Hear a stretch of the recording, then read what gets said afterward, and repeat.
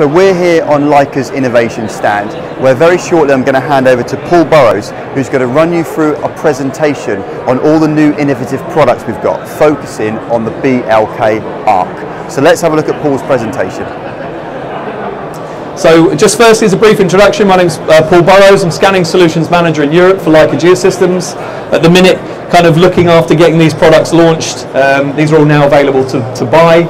And what we're going to talk about initially is the Leica BLK to fly, the BLK to go, which Matthew has, and also the Leica BLK ARC. And this is going to be the main focus. So the BLK to fly is the world's first fully autonomous 3D laser scanning UAV.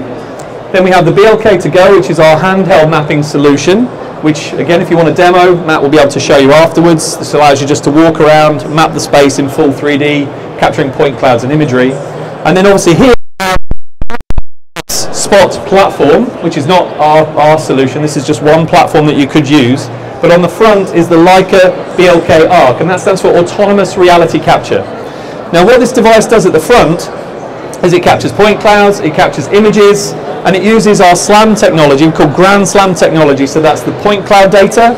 It's a series of cameras around the device, and also an inertial measurement unit to actually provide what we call Grand SLAM technology. So that gives us the capture of the space in real time. But what we do with Leica BLK ARC is actually provide that information back into the sensor to augment the visual sensors already on the platform. So Leica already has a series of cameras around that allows for collision avoidance, and we improve that navigation by so we're capturing up to 420,000 points a second. We're also capturing panoramic images pretty much every second along the trajectory as we're walking around, which we can access later in software. The key thing as well, a couple of different routes in terms of processing the data. We can download, process that through a standard means like a Cyclone Register 360, or upload from site to our platform called HXDR. That's Hexagon Digital Reality, and that allows you to push the data up into the cloud. We then process the trajectory, create a mesh, and you can then access that, download that, and use that data in any of your CAD solutions as well if you want to, or share that with a third party. So that's how we use the data. In terms of the platform of integration, there's maybe 3 or 4 other discussions with other platforms that we're having right now in terms of who we would integrate with.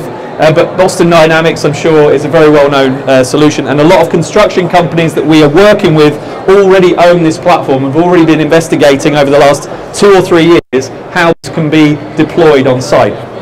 So maybe you've got a BIM of your existing structure, you send the device out, and obviously you can use it for progress monitoring, so you scan maybe weekly or monthly or even daily or even hourly. And build up a 4D picture of this point cloud versus the BIM. And then we can use our software algorithms to perform that DVA, progress monitoring, and even put cost scheduling there so we can actually understand how far above or behind we are in terms of schedule and budget. So what we're going to do now is Valentin is using an iPad, and that's our solution. So we've got what's called BLK. And all that is a simple web interface off any tablet device. We're just going to connect into the machine, and we're going to add our path. We're going to drop our path into the device, and it will start working. Now the way we create a path is by drawing over the top of an existing point cloud, a 3D model or a 2D drawing, and then that just creates this .json file. We drag that onto the tablet, or send that to the tablet, and then we're ready to start working. So once we're connected, you guys can't see this unfortunately. This side of the pillar is what's called a Fiducial Marker, and we use that to provide alignment between the 3D model or the design model and the point cloud that we're going to collect. So what will happen now is Valentina will walk up to the Fiducial. It will say Fiducial Marker recognized, and then that will instigate the path, and then it will start walking around automatically.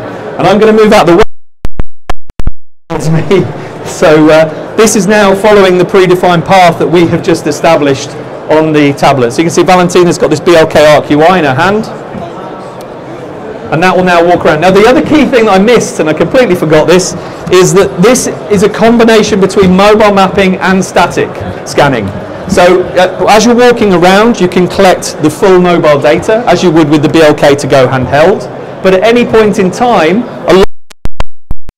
specify whether you want to do a static position, which is what it's doing now. So that will do a low or medium or high resolution scan for maximum 30 seconds at that static location. And we'll continue then once it's finished that static collection on the path. And that's it.